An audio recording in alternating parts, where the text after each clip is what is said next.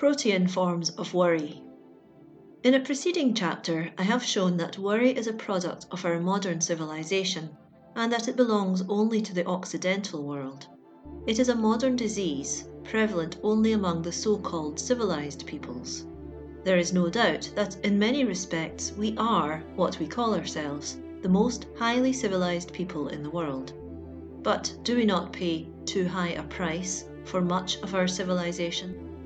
If it is such that it fails to enable us to conserve our health, our powers of enjoyment, our spontaneity, our mental vigour, our spirituality, and the exuberant radiance of our life, bodily, mental, spiritual, I feel that we need to examine it carefully and find out wherein lies its inadequacy or its insufficiency. While our civilization has reached some very elevated points, and some men have made wonderful advancement in varied fields, it cannot be denied that the mass of men and women are still groping along in the darkness of mental mediocrity and on the mudflats of the commonplace. 10,000 men and women can now read, where 10 alone read a few centuries ago.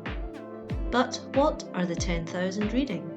That which will elevate, improve, benefit? See the piles of sensational yellow novels, magazines, and newspapers that deluge us day by day, week by week, month by month, for the answer.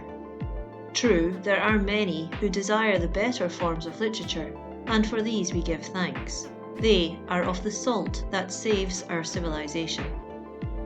I do not wish to seem even to be cynical or pessimistic, but when I look at some of the mental pabulum that our newspapers supply, I cannot but feel that we are making vast efforts to maintain the commonplace and dignify the trivial.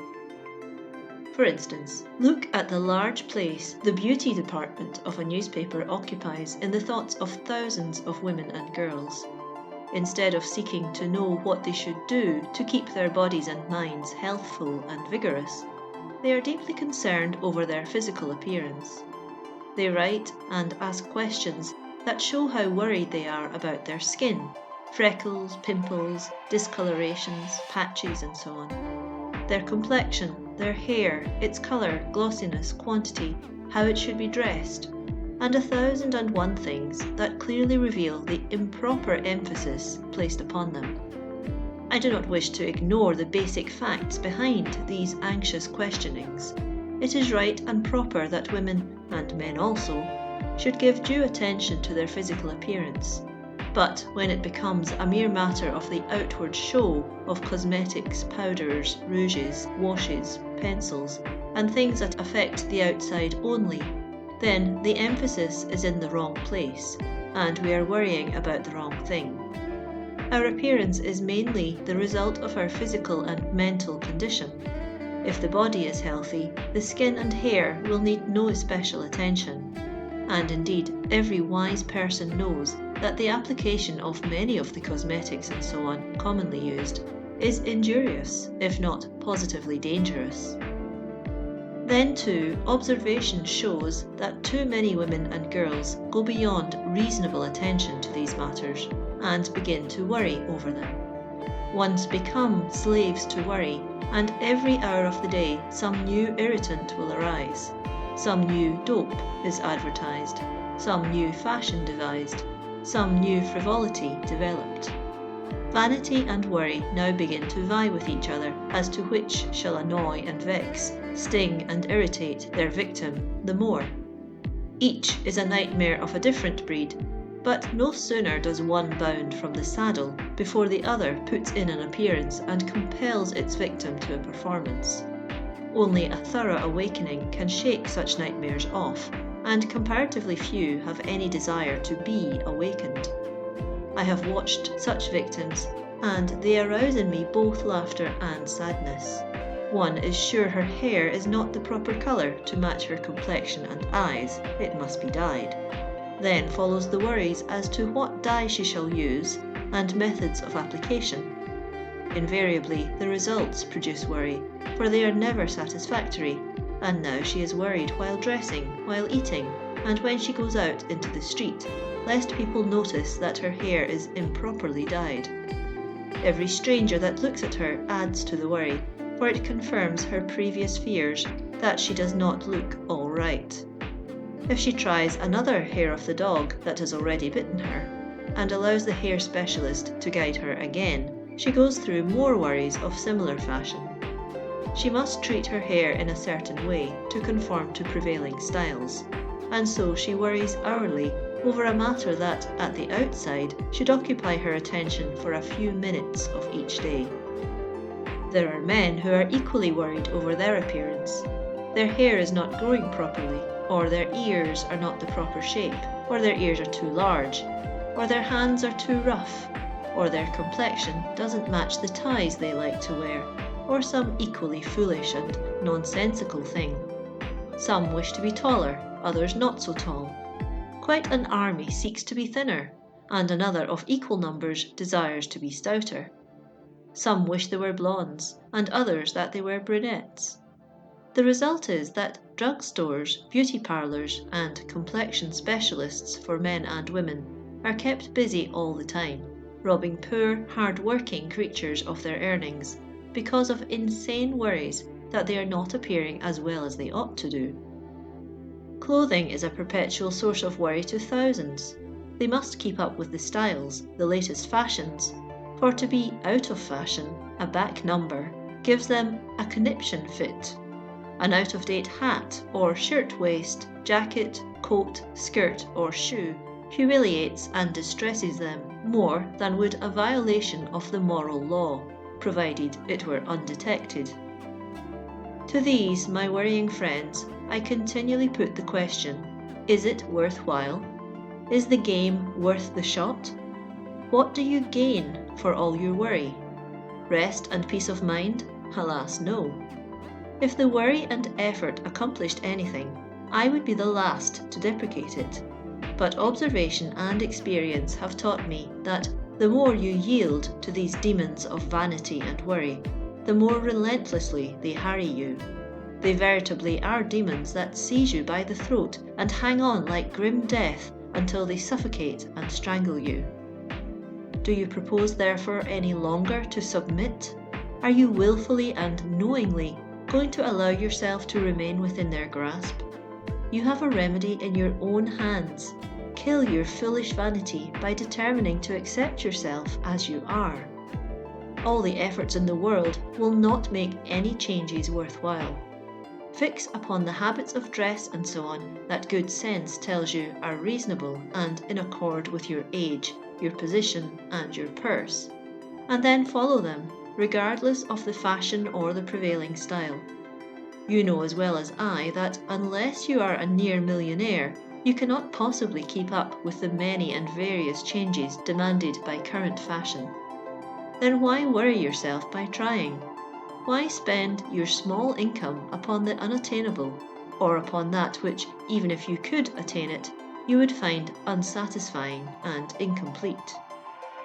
In your case, worry is certainly the result of mental inoccupancy. This is sometimes called empty-headedness, and while the term seems somewhat harsh and rough, it is pretty near the truth. If you spent 1/10 the amount of energy seeking to put something into your head that you spend worrying as to what you shall put on your head and how to fix it up, your life would soon be far more different than you can now conceive. Carelessness and laziness are both great causes of worry. The careless man, the lazy man, are each indifferent as to how their work is done. Such men seldom do well that which they undertake. Everything carelessly or lazily done is incomplete, inadequate, incompetent, and therefore a source of distress, discontent, and worry. A careless or lazy plumber causes much worry, for even though his victims may have learned the lesson I'm endeavouring to inculcate throughout these pages, it is a self-evident proposition that they will not allow his indifferent work to stand without correction. Therefore the telephone bell calls continually. He or his men must go out and do the work again. And when payday comes, he fails to receive the cheque good work would surely have made forthcoming to him. The schoolboy, schoolgirl has to learn this lesson, and the sooner the better. The teacher never nags the careful and earnest student. Only the lazy and careless are worried by extra lessons, extra recitals, impositions, and the like.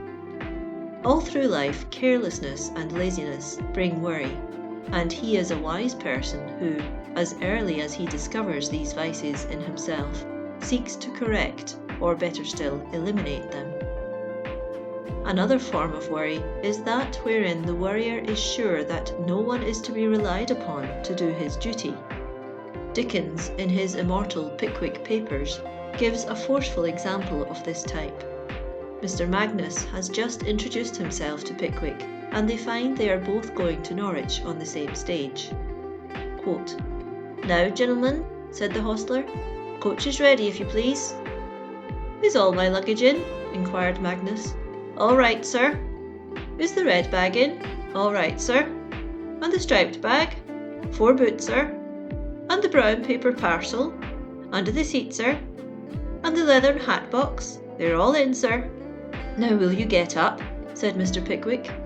"Excuse me," replied Magnus, standing on the wheel. "Excuse me, Mr. Pickwick. I cannot consent to get up in this state of uncertainty. I am quite satisfied from that man's manner that leather hat box is not in." The solemn protestations of the hostler being unavailing, the leather hat box was obliged to be raked up from the lowest depth of the boot to satisfy him that it had been safely packed, and after he had been assured on this head, he felt a solemn presentiment, first that the red bag was mislaid, and next that the striped bag had been stolen, and then that the brown paper parcel had become untied. At length, when he had received ocular demonstration of the groundless nature of each and every one of these suspicions, he consented to climb up to the roof of the coach, observing that now he had taken everything off his mind, he felt quite comfortable and happy. But this was only a temporary feeling, for as they journeyed along, every break in the conversation was filled up by Mr. Magnus's loudly expressed anxiety respecting the safety and well-being of the 2 bags, the leather hat box, and the brown paper parcel. End quote. Of course, this is an exaggerated picture, yet it properly suggests and illustrates this particular senseless form of worry with which we are all more or less familiar. In business, such a worrier is a constant source of irritation to all with whom he comes in contact, either as inferior or superior. To his inferiors, his worrying is a bedeviling influence that irritates and helps produce the very incapacity for attention to detail that is required, and to superiors, it is a sure sign of incompetency. Experience demonstrates that such a one is incapable of properly directing any great enterprise. Men must be trusted if you would bring out their capacities. Their work should be specifically laid out before them, that is, that which is required of them, not necessarily in minute detail, but the general results that are to be achieved. Then give them their freedom to work the problems out in their own way. Give them responsibility, trust them, and then leave them alone. Quit your worrying about them. Give them a fair chance. Expect, demand results, and if they fail, fire them, and get those who are more competent. Mistrust and worry in the employer lead to uncertainty and worry in the employee, and these soon spell out failure. In subsequent chapters, various worries are discussed with their causes and cures. One thing I cannot too strongly and too often emphasize, and that is that the more one studies the worries referred to, he is compelled to see the great truth of the proverb, "More of our worries come from within than from without." In other words, we make more of our worries by worrying than are made for us by the cares of life. This fact in itself should lead us to be suspicious of every worry that besets us. End of chapter 8.